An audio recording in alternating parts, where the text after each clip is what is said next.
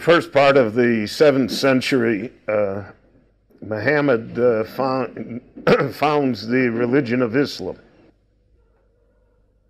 in the 620s, and his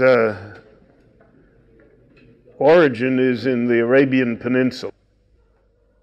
In the Arabian Peninsula then, unlike now, there was a sizable Jewish community, both in Mecca and in Medina. When he proclaims himself to be God's prophet,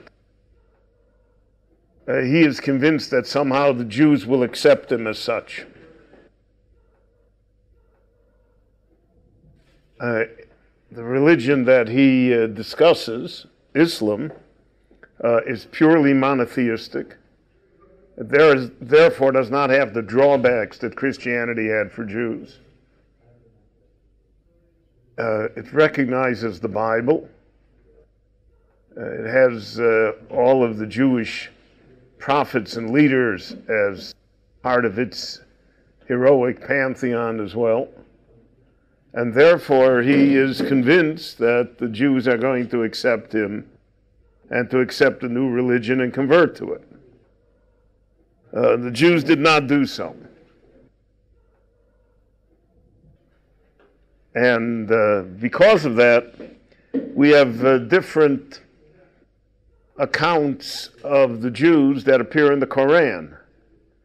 There are very favorable statements regarding the Jews that are in the Quran, and there are some that are extremely unfavorable. And since the Quran was written over a period of time, so it would be safe to say that as long as Muhammad and his followers felt that they had a chance to convert the Jews en masse, that they said nice things about the Jews. But when it became apparent to them that the Jews were not going to convert, so then they loosed their venom against the Jews. But the Muslims faced a problem. Basically, what do you do with the Jews? What do you do with the Christians who don't want to convert? So there was some movement to say that they should be destroyed, should be killed, executed, infidels. But that was impractical. Mass murder on the scale as we know it today in our centuries did not exist in the ancient world. Everybody had to be killed one by one. You had to be killed by hand. So, no machine guns and no gas chambers. So you got tired by 2, 3 in the afternoon. You couldn't keep on doing it.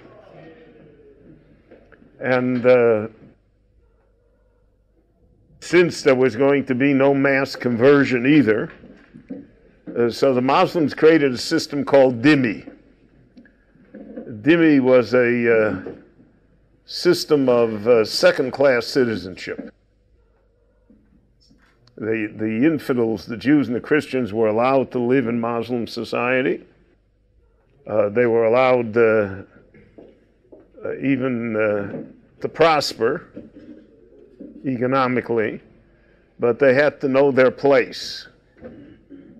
They had to know that they were subservient to the Muslims and that they could not flaunt their faith and their practices in the face of the Muslim community. And therefore, the synagogues were always built much lower in size than the mosques. Jews even got off the sidewalk or the street when Muslims approached.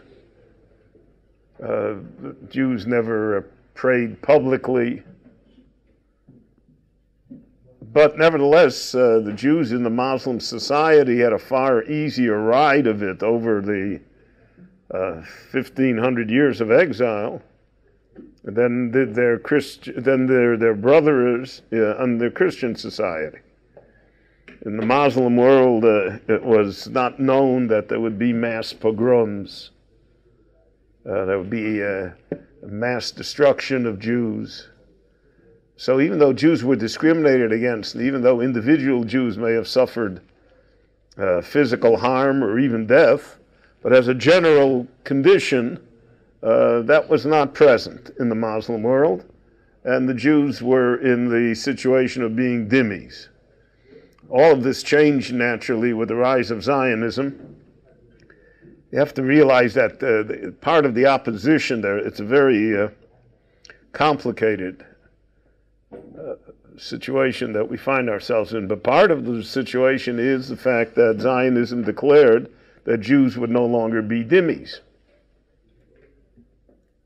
which is really what the state of Israel is all about. If the Jews, for instance, would have agreed that they would live in Palestine under a Muslim government, and they would just continue being dhimmis, so then, then the current problems probably would be certainly less if they existed at all. But when you come and say that we're your equal, you come and say we're going to make our own state, and not only that, but our own state is, quote, better, unquote, and we're stronger, and we're more powerful, and we're wealthier, and the dhimmi status is completely eliminated. So then the Muslim world finds it difficult to deal with that, because then you have to change a mindset that's existed for centuries on end. And that's part of the frustration that exists in the Muslim world. And that's part of the frustration against the Western world as well, because Christians were also only dhimmis. And now all of a sudden, they're running Iraq or they're whatever they're doing. And that's not the way it's supposed to be. And therefore you have these enormous frustrations, anger. And in religious terms, it's a threat to the faith of Islam, because under the faith of Islam, they're the one true, exclusively correct religion. And therefore, how can the others who are incorrect and who are infidels and who are non-believers, how can they be successful? Now, if you want to read a book about this, as I'm sure you do, there's a book by Bernard Lewis, who's a Jewish professor and who's an expert on Islamic affairs. He's written a number of books on Islam, but his latest book is called What Went Wrong, and it's a relatively short book, small book. I think it's less than 200 pages, and it's pretty easy reading. And he details exactly as the title points out, what went wrong here. And because it went wrong, and therefore you have this clash of cultures, and really, even though it's not politically correct to call it that, but it's a war of religions and civilizations, values, ways of life, and it could be that such struggles take a very long time to play themselves out. We don't like to wait a long time. We want everything now. But anyone who has any idea of history realizes that very few things happen now. And especially in processes such as this, where you have such strong opposing forces, and such a major mindset has to change, unlikely that anything will happen now in the next 10 years, 20 years, 30 years. But this is a very long-term struggle. The West doesn't like long-term struggles, neither do many of the Jews. Have forgotten that we have always been a patient people. So we're impatient. We want things now. You want things now, then you do things that are not necessarily wise. I remember from my years as a lawyer that I had a client that he had to make a deal, a real estate deal, like once a month. It was almost an obsession with him. And so a lot of times he made very bad deals because he had to do something. I used to tell him, why don't you wait? The successful investor is able to wait. But if you're impelled, if you have to make a deal, right, so then eventually you're going to make a bad deal. And that's true not just in real estate, that's true in life generally. And that's certainly true in terms of diplomacy and politics. So the Jews are stuck with this dhimmi status. The Islam spreads throughout the Middle East. In fact, the center of it moves from Egypt and Arabia to Iraq, to Baghdad. And when Muhammad dies, there's a great struggle between his heirs, as there always is, who should inherit him. And the Islamic religion splits into a number of different sects. The majority of Muslims in the world today are Sunni Muslims. About 2/3 of the Muslim world are Sunni Muslims. 30% of the Muslim world are Shiite Muslims. Shiite Muslims follow a descendant of Muhammad, who is called Ali. He was the 8th Imam, 8 generations after Muhammad. And he was supposed to be the one that would bring Islam to its glory. The whole world would become Islamic. He is the Messiah figure that exists in Islam, in Shiite Islam. Now, he disappeared when he was 12 years old, but he's supposed to still be here. Now, there's no questions on people's faith. People will believe whatever they want to believe. So you believe that he's lived 1,400 years, 1,350 years, and that he's still here and he's going to reveal himself. And you've got 300 million people that believe that.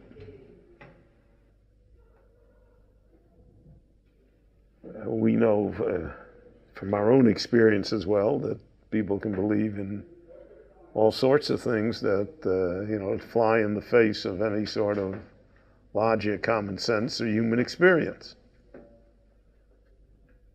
But that's the nature of faith. And the Shiites have a holiday once a year that they beat themselves to draw blood. They whip themselves with chains. Iran is a Shiite Muslim community. Iraq has a very large Shiite Muslim population. Part of the problem in Iraq is that the Sunnis and the Shiites hate each other as much as they hate the Americans. So it's hard to put together a country out of such disparate parts. I mean, Iraq is an artificial country created by Britain and France after the First World War. So we have a section of Iraq that's Kurds, a section of Iraq that's Shiite, a section of Iraq that's Sunni. If you want to really make it work, you'd have 3 countries.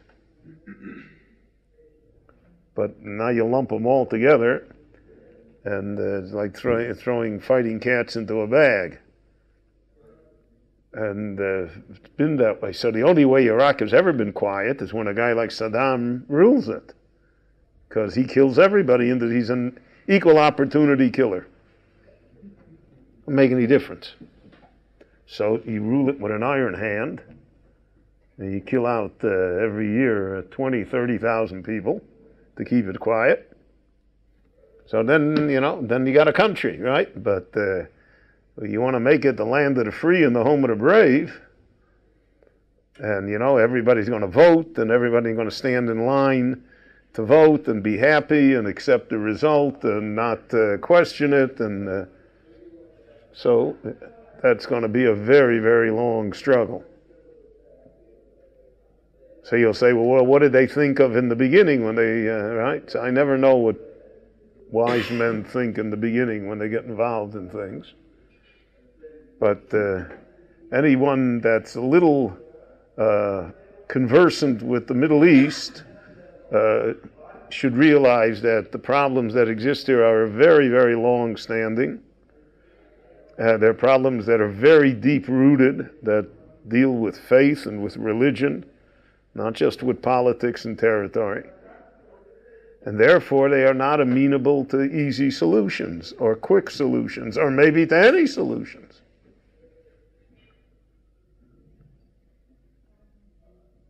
And you can't win a Nobel Prize saying that. I don't think I'd win one if I said something else, but those are the realities here. And because of those realities, we are faced with a lot of difficulties, both from within and without. So I'm certain that we will see in the next few years constantly new plans floated, how to solve all these problems. But I don't think that any of the plans have more of a chance than the previous plans that were floated and tried and agreed and photographed and publicized and supported and all turned into ashes. So, in the 7th century, Islam expands all over the Middle East, and it expands all over North Africa. And all of the pagan tribes that existed there are converted by the sword to Islam. The Byzantine Christians are driven out of the land of Israel, which pretty much saved the Jewish community in the land of Israel, while the Byzantine Christians were out to destroy them. And the great dream of Islam is to convert the whole world. To convert the whole world, you have to conquer Europe. And Islam tried to conquer Europe. There were 2 major invasions. One up the Balkans to Austria, where it was defeated by the French king outside the gates of Vienna in the 700s. So if you like to play what if in history, there are a lot of people that write books. What if? What if Lee would have won at Gettysburg? What if Germany would have won World War I? What if Germany would have won World War II? So one of the great what ifs is, what if the Muslims would have won at Vienna instead of the Christians? What kind of world would we live in now? Be no question it would be a Muslim world, because the Muslims would not have tolerated, would have destroyed the church for sure. But they lost. The second invasion, so that invasion, the soft underbelly of Europe, as Churchill called it, that invasion really didn't involve the Jews that much. But the invasion that did involve the Jews was the invasion from North Africa into Spain, into the Iberian Peninsula. Now, there was a Jewish community in Tunisia from the time of the Bayis Rishon, in the First Temple times. And the Jews were merchants and traders. There was a famous Jewish community on the island of Jerba, very famous Jewish community. And in fact, there was a terrorist attack there 2 years ago or 3 years ago, the synagogue in Jerba. The Jews from Jerba are all here in Israel. But the synagogues and everything that they preserved for so many centuries still are there, and they were tourist attractions. It's interesting in the world The people who oppressed us are the ones that benefit from the tourist attractions of the Jews. Poland's main tourist attraction is Auschwitz. Brings in more tourist dollars than any, because otherwise why would anyone want to go to Poland? The Ukraine's main attraction is Rav Nachman of Breslov is buried in Uman. And Belarus has got other graves of, and in Lithuania you go to see old buildings of yeshiva, they existed before the war. That's the tourism. These are the people that destroyed them. These are the people that killed them. And yet it's the Jews who flock back somehow to... it's a different attitude in our time than the way Jews once had an attitude. When the Jews left Spain, they took an oath that they'd never go back to Spain. And it was only in the last 30 years, 25 years, that the rabbis, so to speak, relaxed the ban so that Jewish tours of Spain exist and that there are small Jewish communities in Spain. But Jews said, we're never going to go back there. I think it would be much more, but it's my own personal opinion. You're not allowed to say this, though, because it's not politically correct. But since, as I said, I'm not going to get the Nobel Prize for what I said before, so I can afford to say my opinion now, too. I don't know why Jews go back. I can't understand it. I went once to Warsaw to exhibit the movie that I made regarding Rashi. So the Jewish community in Warsaw made a gathering there. Ronald Lauder helped sponsor it, and they asked me to come. So I felt as long as the Jewish community invited me, a very small Jewish community. So we went, about 500 people came. Some of them are half Jews, quarter Jews, third Jews, maybe Jews. I mean, that's the way Eastern Europe is. Nobody knows who they are, no one knows who one is. But and one day in Warsaw, I went to the Jewish cemetery in Warsaw. One day in Warsaw, the open anti-Semitism. Guy walks up to me on the street, a kid, 50-year-old kid. He says, "Heil Hitler." As though 3.5 million Poles weren't killed by the Nazis. So why should I go to Poland? But I'm pretty much a lonely voice in that. I mean, why should I flew back. It was a hilarious plane ride back on LOT, the Polish airline. Half the plane were nuns coming to Israel, and the other half were Breslover Chassidim coming back. It was a, if I had a good pen, you could write a whole short story on what went on in the plane. But in any event, the Jews from Tunisia also, they were there during the period of time when Carthage was the main empire in North Africa. They were there when the Romans, in the Punic Wars, when the Romans destroyed Carthage. And Jews were there all the time. It was because it was a key trading place. And when the Muslims came, so when the Muslims invaded Tunisia, what is today Tunisia and Algeria, Morocco, there were three groups, different tribes. There were the Berbers, who were mountain people who lived in the Atlas Mountains. And then there were the Moors, who were a dark-skinned race.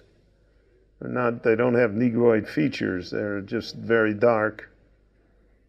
And then the Arabs came. The Arabs are the ones that brought Islam and forcibly converted the Berbers and the Moors to Islam.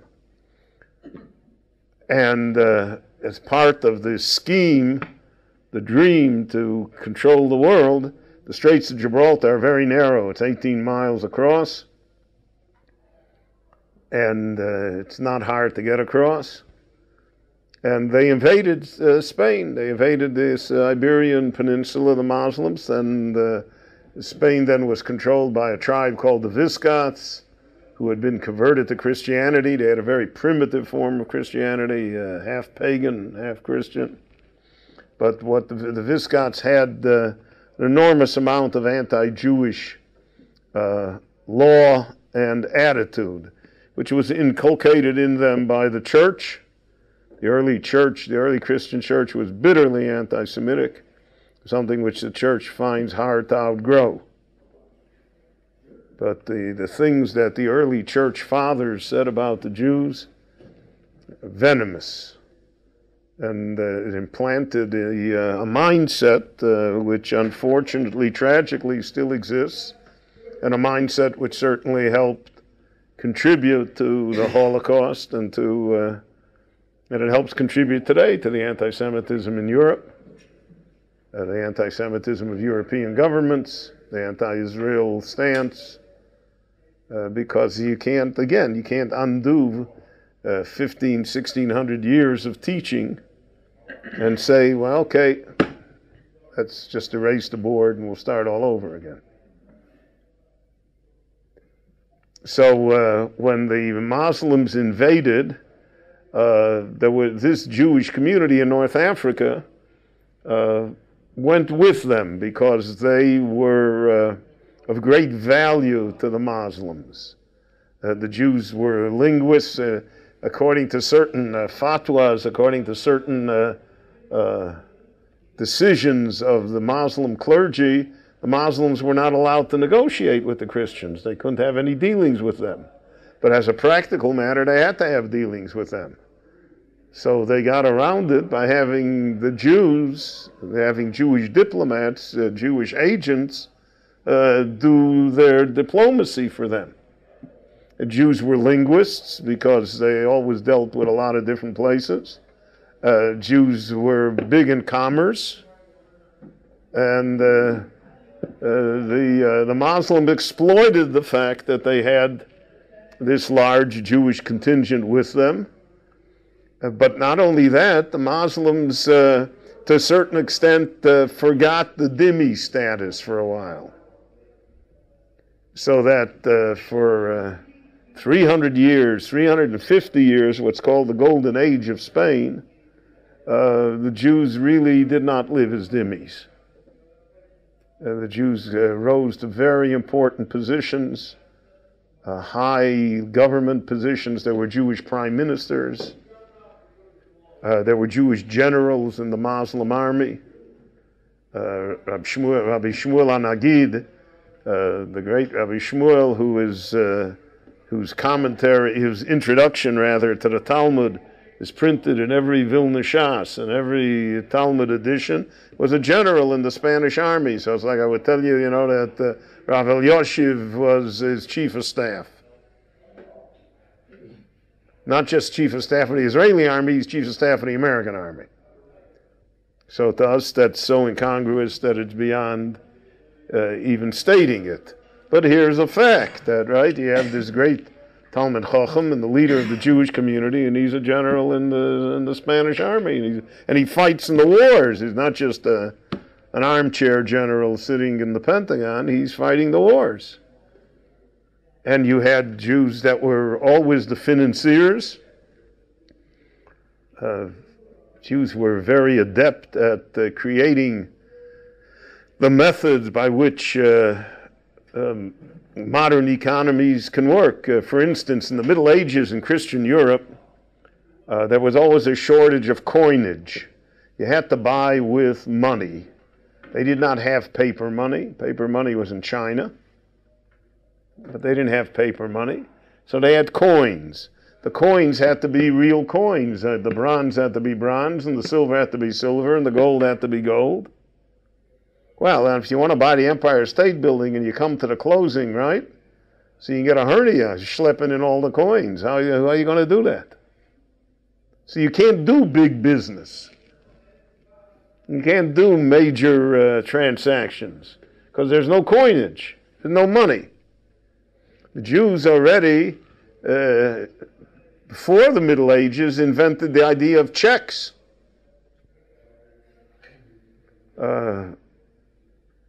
there was an exhibit in the Israel Museum a few years ago. It was called Treasures from the Cairo Geniza. There's a Geniza in the Ibn Ezra synagogue in Cairo, and the Geniza is where they put, all of the shemos, all of the worn books, everything in Hebrew they threw in it. And it dates back all the way to the 8th century. So you have hilarious things there that are, there's a grocery list. Right, that a woman sent her husband, to the store. There's a laundry list of, there's a report card from a teacher to the parent that says your kid is an underachiever, which is the standard report card in the Jewish world. One of the things that appears there is a check from the 11th century. And it says to Yaakov, please pay the bearer 1,000 dinar, and it's signed Yitzchak so-and-so. The Yaakov is his cousin in Baghdad, right? So the guy wants to go to Baghdad to do business, right? And he can't schlep 1,000 dinars with him. It's dangerous, it's too heavy, it doesn't work. But he's got a cousin there. And the cousin will give him the 1,000 dinars, and they'll straighten out between themselves, the two cousins.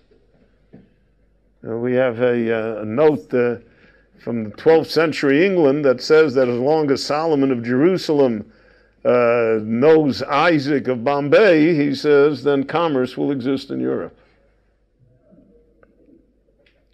And that's how it worked. The Jews invented what today are called letters of credit. It says that, if you have a letter of credit from the bank, so you can go to China with a letter of credit and buy 50,000 suits.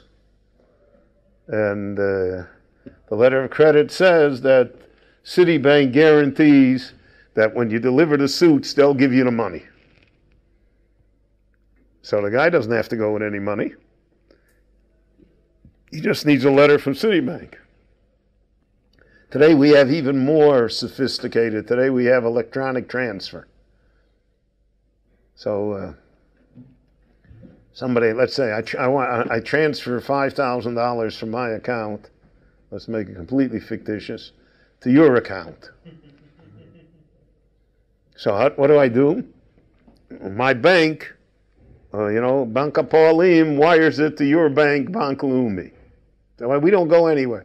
So if the $5,000 doesn't go through the wire, there's no money going through this electronic thing. It's a bookkeeping entry.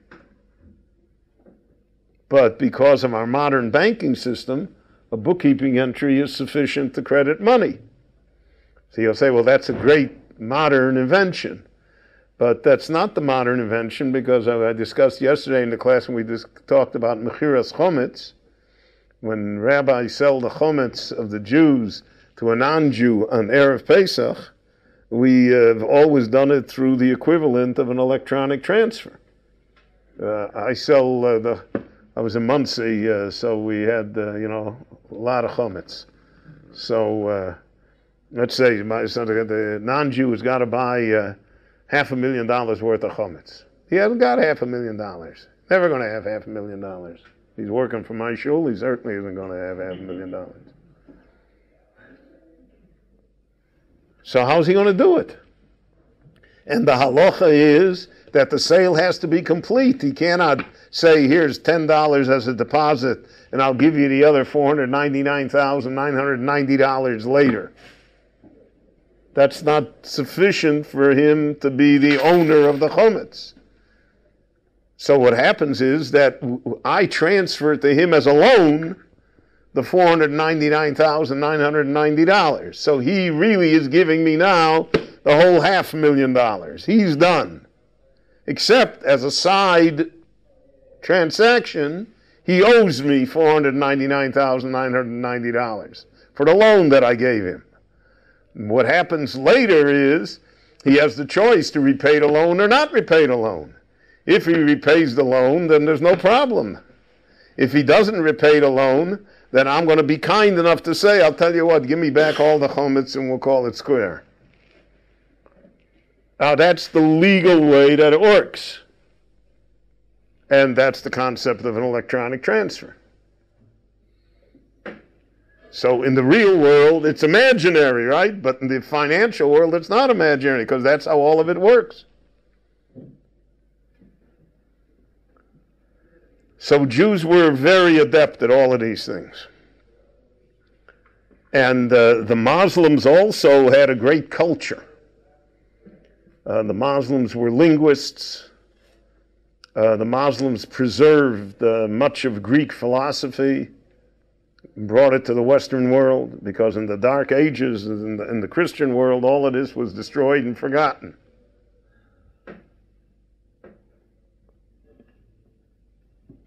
The Muslims were poets, musicians. They had within themselves great talents that they developed. They brought the Persian numbering system to the West so that mathematics could develop.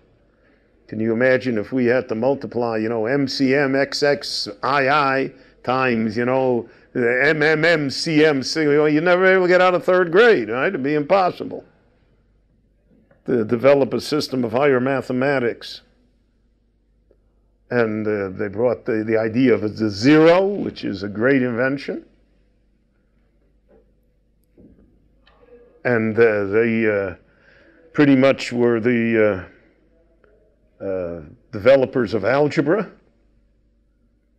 And they brought over the Greek ideas of geometry and engineering. So all of that, they were very, very cultured, progressive, intelligent.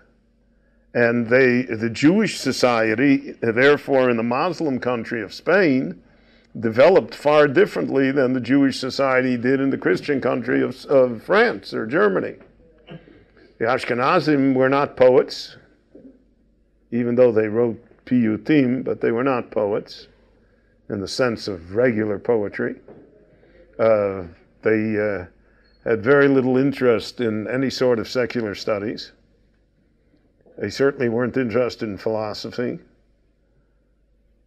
And they lived a completely different, they were not part of the general culture of the country that they were in. Whereas the Sephardim, those who lived in Spain, were part of it. And they became grammarians and poets, etc. The Arabs were great doctors, physicians. They brought the ideas of Galen and others, anatomy, pharmacology. The oldest medical school in Europe is in Montpellier in Provence. It was founded over 1,000 years ago by Jewish and Arab doctors. So amongst the Jews, amongst the Spanish Jews, Rabbi Yehuda Halevi is a doctor, the Ramban is a doctor, the Rambam is a doctor. We have a whole list of great people who are physicians. But in the Ashkenazic world, I don't know of any of the Rishonim who ever claimed to be a doctor, or ever studied to be a doctor, or ever dealt with it. Because that's a product of the climate that you grow up in. That's a product of the times, the product of the situation that you find yourself in. So the lingua franca of the Jews in Spain became Arabic. The non-Jewish Christians were the ones that spoke Spanish.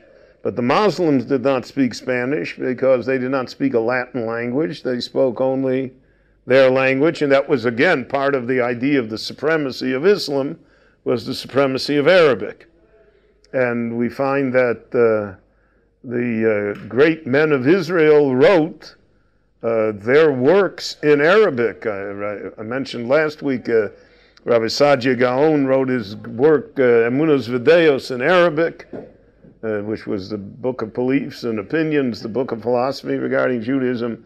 Maimonides would write the Pirush HaMishnayos, his commentary to Mishnah in Arabic. He would write the Moreh Nevuchim, the Guide to the Perplexed in Arabic. He wrote his letters in Arabic. The only thing is, when the Jews wrote Arabic, they didn't write it in Arabic characters. They wrote it in Hebrew characters. The language is Arabic, but the characters of the letters, the otiyot, are Hebrew. When we were children in the yeshiva a long time ago, we used to think we were funny. We would write Hebrew in English characters.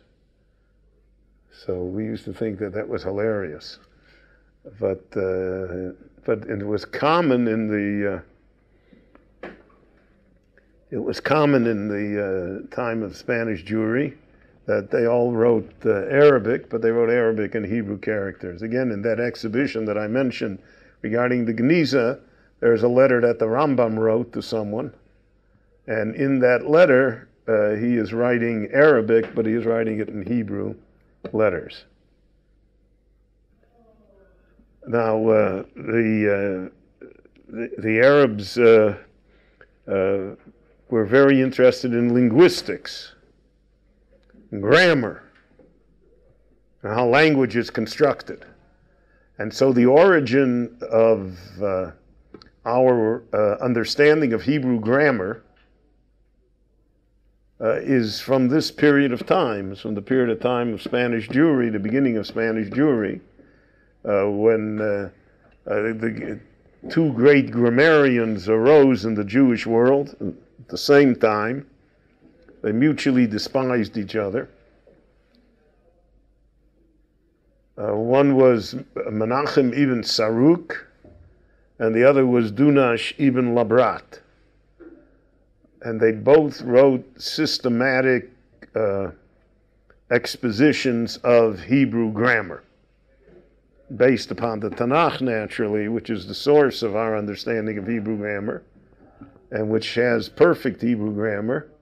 And where it does not have perfect Hebrew grammar, it is done so on purpose to show us that there is an additional lesson to be learned here.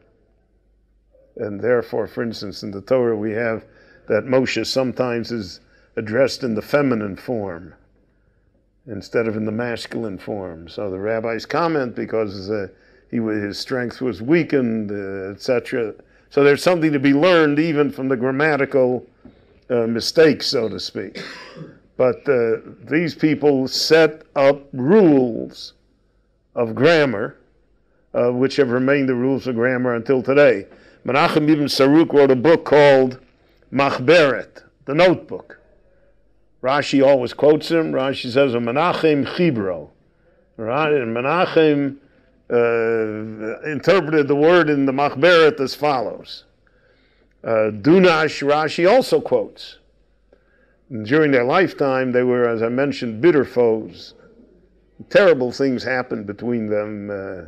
Menachem ibn Saruk's house was burned down on a Shabbos by zealots because he was, because they felt he was wrong. Well, when you're doing God's work, there are no questions asked, right? When you're convinced that you got it. But after their deaths, about a century after their deaths, way before the time of Rashi, the whole matter cooled down, and both systems were used and are the basis for our Hebrew grammar today. Part of the problem with Hebrew is that even when you know the rules, there are very many exceptions, which probably is the proof that Hebrew is Jewish, and it's a difficult language. It just is a difficult language to deal with, a difficult language to know, to teach, to learn, and to categorize. But this was Spanish Jewry. The Ashkenazim never would have imagined doing such a thing. It was not, but because the Arabs were doing it, the Muslims were doing it with Arabic, and they did it with Greek as well, because they retained Greek as a scholarly language. So therefore, the Jews did it as well. And the climate called for such works. Yes? So when was the origin of Ladino? Ladino is much later. Ladino is after the Spanish Christian reconquest of Spain, which began in the early 1200s and took 300 years. So then Spanish came in, and the Jews remained in the country. The Muslims receded, the Jews remained. Now they remained under Christian rule, and Spanish became the lingua franca. And then the Jews created Ladino, which was a combination of Hebrew and Arabic and Spanish. They made this combination, this cholent out of it, just as the Jews in Germany have made Yiddish a language out of a German dialect and out of Hebrew and Aramaic, etc. So that's later. In the first few hundred years of the Jewish existence in Spain, they did not speak Ladino. They spoke Arabic, but their poetry and their writings were in Hebrew. They were in Arabic also, but they were in Hebrew. I mentioned yesterday when we studied a piece in the Rambam's commentary to the Pirush HaMishnayos, that the Rambam comments that there were certain people that if a poem was recited in Persian or Arabic, they would leave the room because that was non-Jewish. But if the poem was recited in Hebrew, they would stay. The Rambam says it makes no difference what language it is. What we have to see is the content. He said you can say great things in Arabic and in Persian, and you can say nonsense in Hebrew. And therefore, to judge it by the language, so the Rambam is a typical mindset of that time.